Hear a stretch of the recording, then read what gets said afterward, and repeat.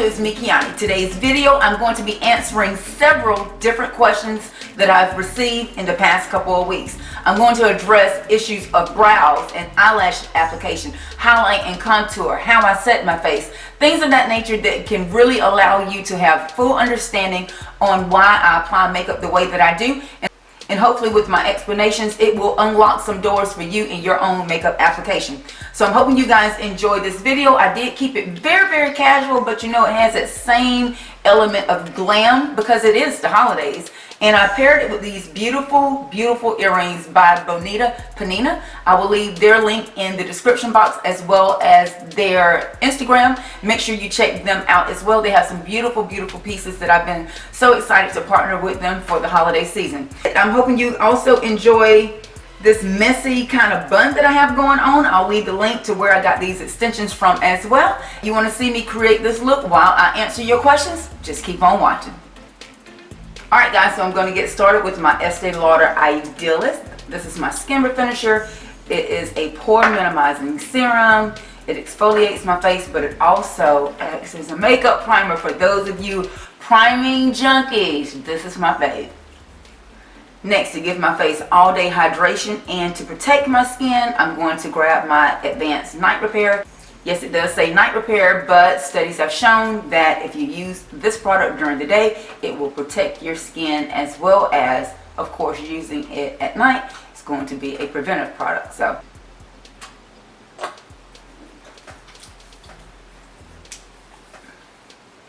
next, to give me all day hydration, I'm grabbing my Estee Lauder Revitalizing Supreme Plus.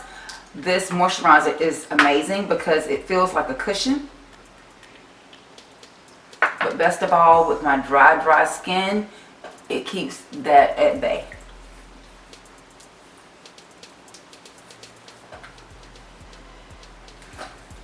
Next, to do a little bit of color correcting, I'm going to grab my Ben Nye Media Pro HD palette. And I'm going to mix between this deep orange right here and this kind of creamy yellow. You can see that I've been mixing those, but it gives me the perfect amount of color correction. I've been asked a lot of questions about color correcting recently, so let's address it. If you apply color correcting, you will use less concealer. Okay? Period. I'll leave further details in the description box of other videos that I've given you a little bit more in-depthness on that, so make sure you check the description box for more details. Next, I'm going to grab my Estee Lauder. This is the Nude Cushion Stick Foundation.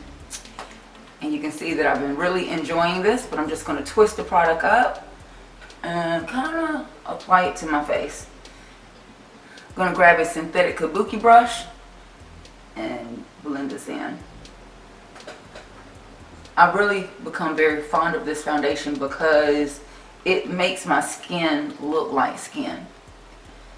It gives me coverage, but best of all, days my skin is really clear and I want to do something a little bit less makeup looking. This has really been one of my favorites this season thus far. And look at the coverage. Like, the coverage is good, the color is good. I don't have to do a lot of blending. Like, it's just good.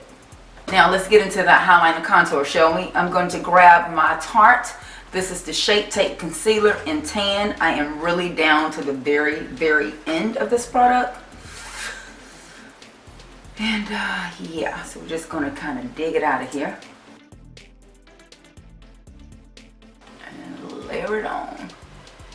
Just going to tap it out with another synthetic brush. I'll leave the link to my video that shows how I use my synthetic brushes instead of a, just a different alternative. And because I am trying to stretch the last bits of my Tarte Shape Tape, I'm going to grab my Estee Lauder Double Wear Stay in Place Flawless Concealer in the shade Warm Light Medium. I found that this combination is really, really nice as well. So I'm just going to overemphasize my highlight just a little bit with this product. Then I'm just going to grab my kabuki brush and just buff out any harsh lines. I'm going to grab my RCMA. This is the No Color Powder. I'm going to grab my Morphe G8 brush. and do a light dusting underneath the eye area. Next, let's move to the contour. I'm going to grab my Double Wear Stay in Place Flawless Cream Concealer in the shade Extra Deep. This is number 6. And you can see that this is much darker than my complexion, but this little wand here has been giving me life.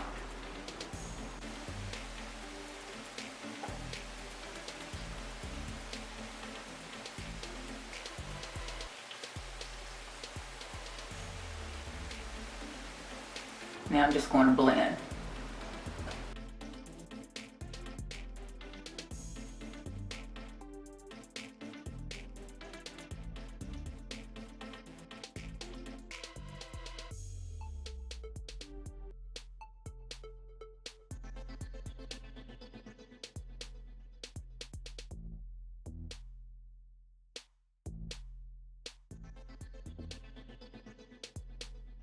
So I've really been enjoying using those 2 different concealers for highlight and contour because it keeps my contour and everything really clean, less messy on myself, because sometimes I'm doing it so fast it just gets messy.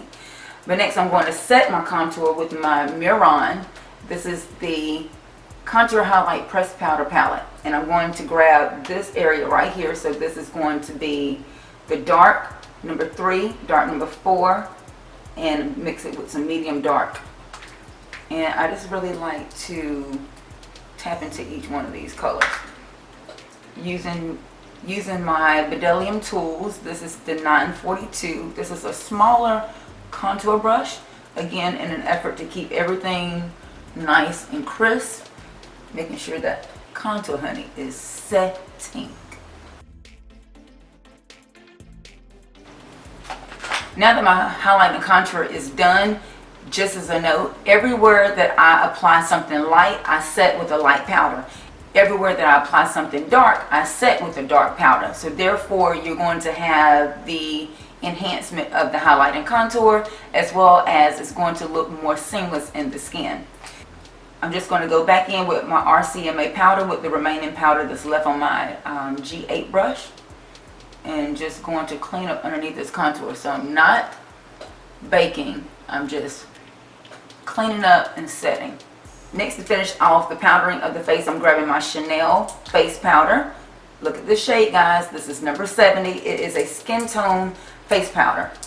Again, grabbing another Morphe brush. This is the Morphe GO, and I just really spin this around to grab powder, and I'm just going to tap this.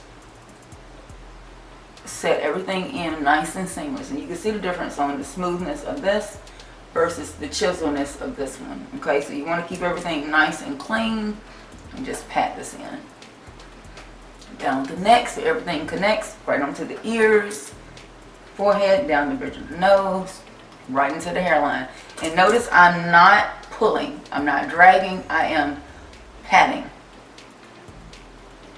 This is going to give you much better hold and coverage, but at the same time, it blends everything in really, really nicely. Now that the bead is complete, I'm going to go on to brows, pushing them up, grabbing my Anastasia Beverly Hills Dip Brow Pomade. This is in the shade Chocolate. Also grabbing the Anastasia Beverly Hills number 12 eyebrow brush. And I'm just going to go underneath the arch of my brow and create a little bit of depth. Notice where I'm starting. I'm not starting in the front of the brow, just on the arch. Coming on the top of the arch and building that slope nicely. Blending into the hairs. And now that I have created this stencil, can you see what's happening? I'm just going to push this product through. And as you move to the front, you want to make sure that you do smaller feathery strokes, so it keeps those brows looking really nice and natural. And on the tail, of course, I went a little bit more aggressively because I wanted my line really, really sharp on the edge. Blend this all in, or as I say, push the product through. And there's the brow. I'm going to do the same thing to the other side. Now I'm going to go back into my Benign Media Pro palette and grab just a little bit of concealer and sculpt underneath the brow. Just cleaning up my shape here. Some people like to go right on top of the brow as well. I don't really like that technique as much on myself because I've already powdered my face, and I just think that it draws attention to imperfections. I would say just be really careful with how you initially start, so the cleanup is going to be minimal. And notice that I didn't use a bright concealer. I used one that's a little bit warmer than my natural skin tone. So therefore, if you photograph with it, it doesn't reflect that you've cleaned up. It just looks like skin. And of course, blend out that concealer. It really does make all the difference, especially if you're going to start doing makeup on other people, that high zoom photography that people editorial worlds like. Yeah, girl, you want to make sure that you have that as clean as possible. And notice how I just buff all of this in. Let's do a little bit of eyeshadow, shall we? I'm going to grab my Modern Renaissance palette by Anastasia. Yes, I'm going to work into this corner right here. I'm going to go into Golden Ochre, and I'm tapped into Tempera. And I am just going to blend this all the way around my eyeball and pushing the excess product up to right below my brow. Notice that I don't use a shadow stay or primer, because if you set this eyelid after I've already done foundation and concealer, you're not going to have any slippage with your eyeshadow. I just found that most people skip this step, and then the eyeshadow starts to run from them by the middle of the day. Can you see the difference between eyelids? Can you see how oily that one looks and how smooth this one looks? So of course you're going to get a better application and blend on your eyeshadow if that lid is prepped and primed. So I just primed it. Next I'm going to move into Burnt Orange and tap that also into Golden Ochre. And I'm going to push that right above my transition area. Excuse me, right above my crease. Right below the brow, right above the crease, and just blend that out. Next I'm going to move into Burnt Orange and Raw Sienna and start working on my crease. Concentrating more so on the inner V at this point.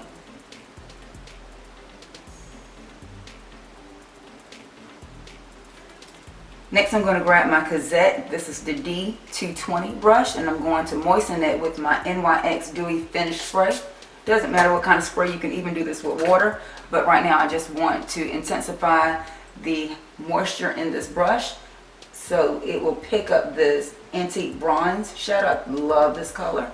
I haven't played with it as much, but I know it does have some fallout, so I'm going to tap it off and I'm going to start working on the outer V with it. Working that again into the crease.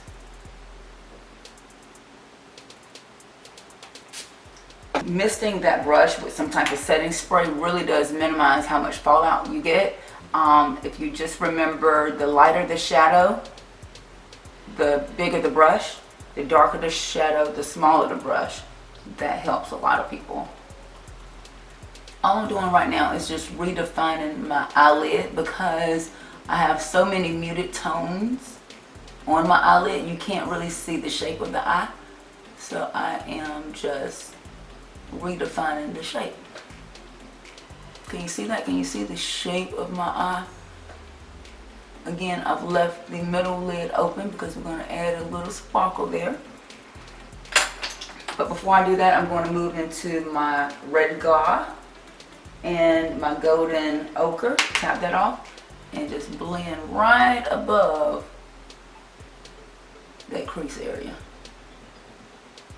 Not enough to buff the color down, but just enough to break up the harsh line. Sometimes I find that spinning my Smith 232 brush works a little bit better than going back and forth in the windshield wipers. So, but look how far my fingers are down on the tail of the brush. Okay, so when you pay attention to that, you're not going to have as much pressure as if you were here, because then you're really trying to control the brush. Grabbing that same color, moisten it, and blend right underneath. Give me a beautiful, soft, smoky, casual-eyed look. Just going to wipe off my brush with the towel I have underneath me and grab this Vermeer. And just put that right on the middle part of that lid.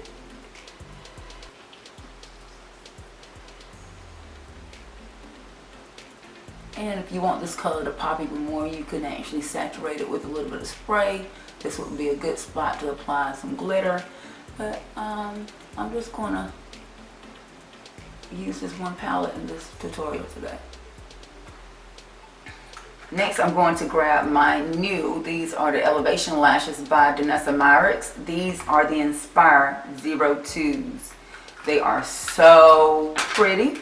So I'm not going to use an eyeliner. I'm just going to grab these lashes. I'm going to apply a little bit of adhesive on them, and then I'm going to apply some mascara. So I'm going to make sure that that shape is going to work for me, and it's a little bit long. So I'm going to grab some scissors and just trim them down for myself.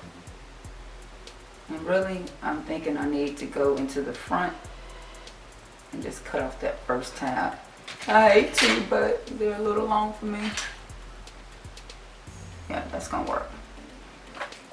So I've applied my adhesive on my lashes. I've kind of set them down so they can start to dry. I'm gonna grab my waterproof mascara by Estee Lauder and really start applying this mascara on. If you apply mascara to the lashes as if you're not gonna wear false lashes, your false lashes will be so much easier to apply. And usually I don't even have to follow through and apply mascara after I've applied the lashes. Sometimes I do, but most times I really don't have to. Now, tips on applying falsies. My lashes have already started to dry. I'm going to lay the falsies on my lashes. Can you see how they're holding? Because I have that mascara there. Now I can tilt my head down and maneuver the lashes into the lash line. Now after you get them positioned the way that you want to, push up.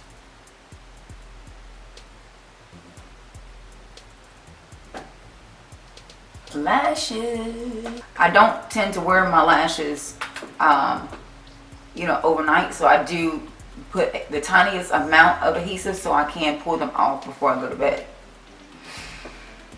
Yes, girls. Next, I'm going to grab my other product from Danessa Myricks. This is the Aurora of Desire. It's a beautiful coppery shade. And grabbing another Cozzette brush. This is the S123. And I'm not even doing a blush. Like, this color is so ridiculously pretty. It looks like a blush, but it builds as a highlight as well. So on me, it's a blush and a highlight. If you're a little warmer and complected, it looks like a highlight. So, well, no, blush and a highlight too. I'm just blending that. And now I'm going to use the Aurora of Love. It's a little bit cooler pink. Same brush. And just lay that right on top just to give it that extra wow factor. On the tip of the nose. And I love this brush for this. Oh my God, like it blends out so good. Because the powder is really fine, you don't want to streak it. I've been really loving gloss lately, so I'm going to grab one of my Estee Lauder glosses. This one is Orchid Passion.